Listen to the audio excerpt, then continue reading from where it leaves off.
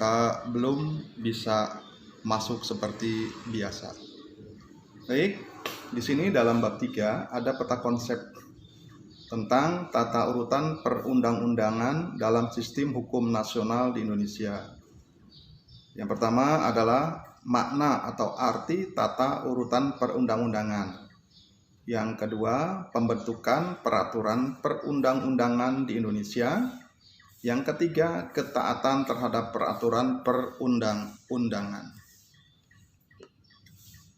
Tujuan pembelajaran, setelah mempelajari materi ini, kalian diharapkan mampu menata tata urutan perundang-undangan dalam sistem hukum nasional di Indonesia secara adil.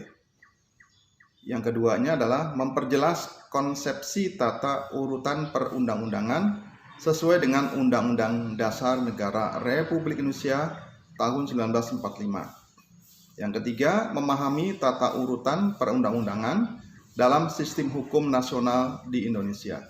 Dan yang keempat adalah mendemonstrasikan peran sebagai penyusun tata urutan perundang-undangan.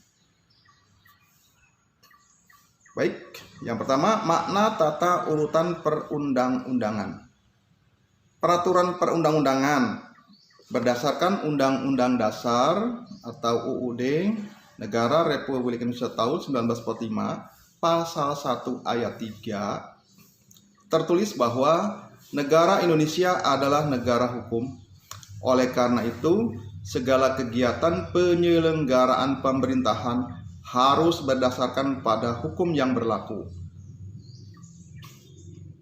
Hukum yang dimaksud adalah peraturan perundang-undangan berupa dokumen tertulis yang dibuat oleh lembaga atau pejabat berwenang seperti DPR, DPRD, Presiden, dan Gubernur. Berikut beberapa pengertian peraturan perundang-undangan dari berbagai tokoh. Ini bisa kita lihat, yaitu dari Pak Bagirmanan. Dulu beliau adalah mantan Kepala Mahkamah Agung. Ini tahun 1987 menyatakan bahwa peraturan perundang-undangan adalah setiap putusan tertulis yang dibuat, ditetapkan, dan dikeluarkan oleh lembaga dan atau pejabat negara yang mempunyai fungsi legislatif sesuai dengan tata cara yang berlaku.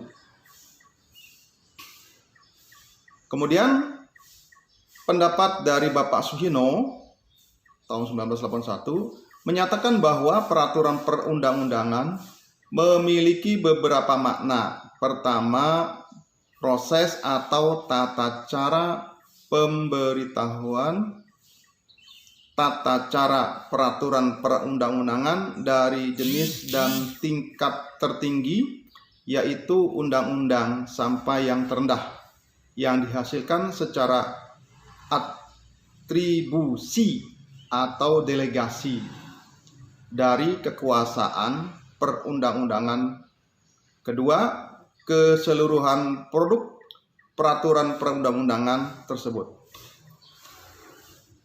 Kemudian ada lagi pendapat dari Hamid S. At-Tamimi tahun 1990. Beliau menyatakan bahwa peraturan perundang-undangan sebagai semua aturan hukum yang dibentuk oleh semua tingkat lembaga dalam bentuk tertentu dengan prosedur tertentu, biasanya disertai sanksi dan berlaku umum serta mengikat rakyat.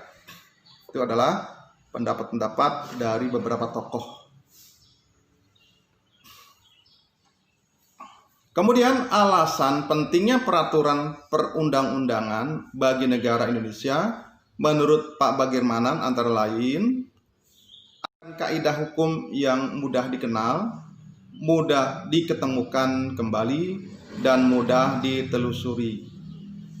B-nya memberikan kepastian hukum yang lebih nyata karena kaidah-kaidah dalam peraturan perundang-undangan mudah diidentifikasi dan diketemukan kembali.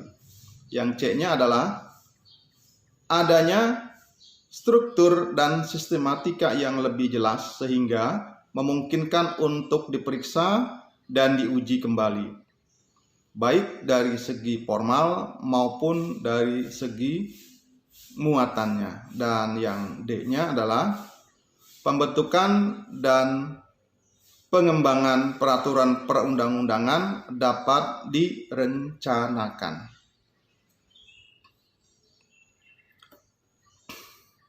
Apa sih fungsi dari peraturan perundang-undangan? Masih menurut Pak Bagirmanan, peraturan perundang-undangan memiliki dua fungsi, yaitu fungsi internal dan eksternal. Adapun fungsi internal berkaitan dengan keberadaan peraturan perundang-undangan dalam sistem hukum suatu negara. Fungsi internal tersebut ini terdiri dari fungsi penciptaan hukum, pembaharuan hukum, integrasi, dan kepastian hukum. Dan yang kedua adalah fungsi eksternal atau keluar, yaitu peraturan perundang-undangan terdiri dari fungsi perubahan, stabilisasi, dan kemudahan.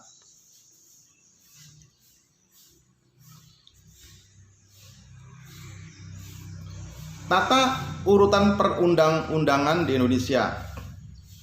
Tata urutan perundang-undangan di Indonesia ini dapat dilihat pada tabel berikut.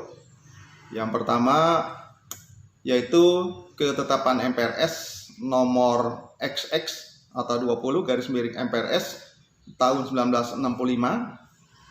Ya, di situ ada urutannya. Yang pertama adalah Undang-Undang Dasar NRI tahun 1945.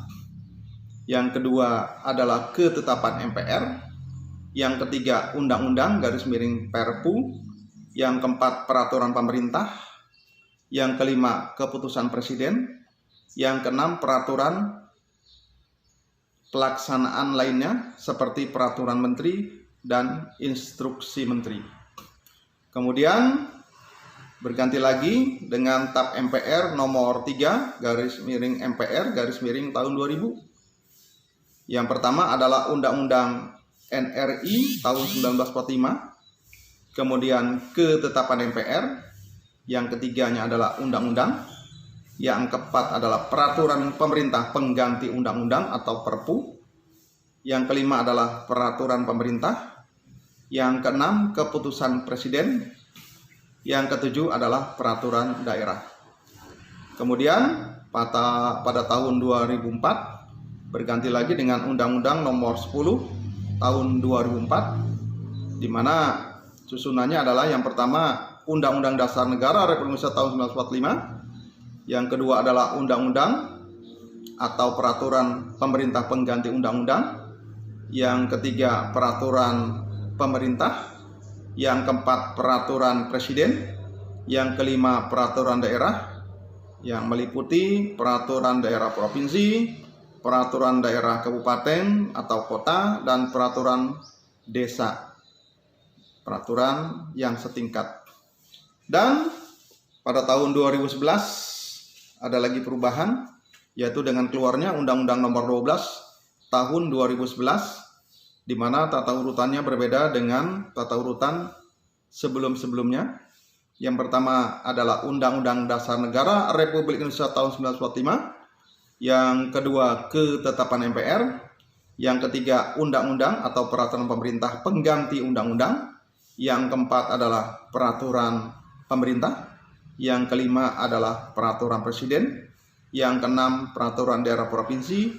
Dan yang ketujuh adalah peraturan daerah kabupaten atau kota. Undang-Undang Dasar Negara Republik Indonesia tahun 1945. Undang-Undang Dasar ini merupakan dasar hukum tertinggi di Indonesia yang dijadikan sebagai acuan atau dasar atau sumber dalam pembuatan peraturan lain di bawahnya. Negara Republik Indonesia tahun 1945 mengalami beberapa kali perubahan atau amandemen. Kemudian materi muatan yang terkandung dalam Undang-Undang Dasar Negara Republik Indonesia tahun 1945 antara lain sebagai berikut. 1. Memuat ketentuan susunan organisasi negara dan pemerintahan. Yang kedua, memuat ketentuan tentang rakyat. Yang ketiga, memuat ketentuan yang berkaitan dengan identitas negara seperti bahasa, lambang, dan bendera. Yang keempat, memuat jaminan terhadap hak-hak asasi manusia dan hak serta kewajiban sebagai warga negara. Yang kelima, memuat susunan ketatanegaraan suatu negara yang bersifat fundamental. Dan yang keenam, memuat pembagian dan pembatasan kekuasaan atau tugas ketatanegaraan yang bersifat